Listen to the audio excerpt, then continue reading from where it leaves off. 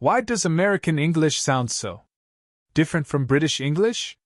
From the first colonies to Hollywood, immigration, and the rise of global slang, American English has a story like no other. Stay with us as we uncover the full history of how the United States shaped its own accent and changed the way the world speaks English. The history of American English. 1. Before English, indigenous and colonial languages, pre-1600s. Before English, North America was home to hundreds of indigenous languages: Navajo, Cherokee, Lakota, Algonquian, Iroquoian, and many more. Each region had its own linguistic systems, and some sounds later influenced local varieties of English, e.g., loanwords like tomahawk, moccasin, skunk. Early European colonizers brought other languages: Spanish in the Southwest and Florida, French in Louisiana and the Midwest, Dutch in New York, and German, Pennsylvania. At this stage, English was just one of many competing colonial languages. 2. The first English settlers, 1607. 1700. In 1607, the first permanent English settlement was founded in Jamestown, Virginia. In 1620, the Pilgrims, Puritans, founded Plymouth Colony in Massachusetts. Settlers came from different regions of England: East Anglia, West Country, London, Midlands, bringing varied dialects. Over time, these blended into early colonial American English. Already, American speech was diverging from British English, partly because of geographic isolation, contact with indigenous and other European languages, new environmental vocabulary, raccoon, hickory, squash. 3.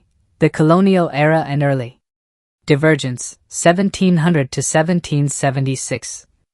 By the 1700s, regional varieties were emerging. New England English, influenced by Puritans, with non-rhotic tendencies, similar to Boston accent today. Southern English, more drawn out. Vowels, influenced by Scots-Irish and African languages through slavery. Mid-Atlantic English, a mix of Quaker, Dutch, and German influences. Already, Americans were speaking differently from the British, though not drastically. 4. The Revolution and National Identity, 1776 to 1820. The American Revolution, 1776, created not just a new nation, but also a desire for a new identity. Linguist Noah Webster published his dictionaries, first in 1806, then 1828, deliberately altering spelling to make American English distinct. Color, color, center, center. Defense, defense. Pronunciation began diverging more as the U.S. grew in size and isolation from Britain. This period cemented the idea of American English as separate from British English. 5. Westward expansion and regional dialects, 1820 to 1900. As the U.S. expanded west, settlers from different regions carried their dialects with them. Distinct dialect zones formed. New England, non-rhotic, nasal. Midland, Pennsylvania, Ohio. Southern drawl, influence from African American English and Scots. Irish. Western, a newer, more leveled dialect.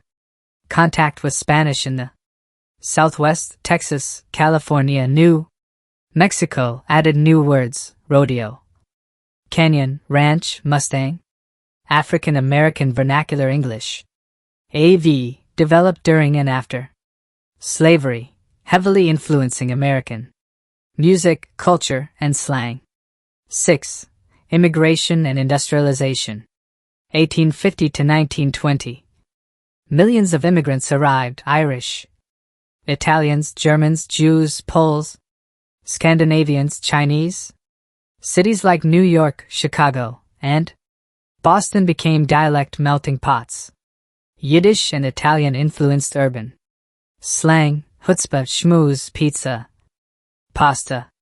German influenced food words, hamburger, pretzel, sauerkraut. This era created strong urban dialects. New York accent, Chicago English, Boston English. 7. The age of media and standardization, 1920 to 1950. Radio, Hollywood, and national broadcasting helped create a general American English, a neutral accent that avoided strong regional markers. General American became the prestige accent used by news anchors and actors. Meanwhile, regional dialects persisted strongly in everyday life. 8. Post-war era and cultural influence, 1950 to 1980. American English became globally influential through movies, TV, and pop culture. Elvis Presley, Hollywood, jazz, rock and roll. African American vernacular English contributed massively to global slang through music, blues, jazz, hip-hop. Regional accents still carry class or ethnic stereotypes, e.g., Southern equals rural, New York equals working class, Midwestern equals neutral. 9. Modern American English, 1980. Today, American English is now the most influential variety worldwide. Key features: rhoticity. Americans pronounce the R, car, hard, unlike many Brits.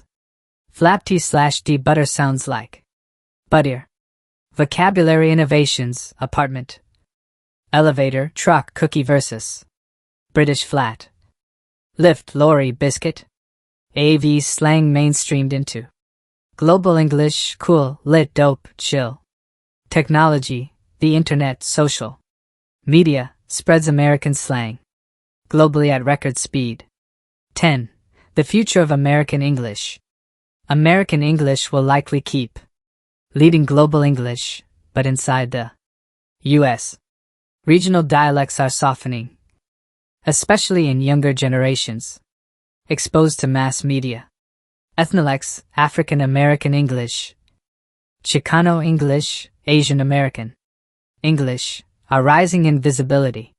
Digital slang, LOL, meme, selfie is shaping modern speech. White heavy checkmark in summary. American English started as colonial dialects from Britain, diverged through independence and westward expansion, absorbed waves of immigration, and became the dominant global form of English. Today it reflects the U.S.'s diversity, history, and culture, influencing the entire world.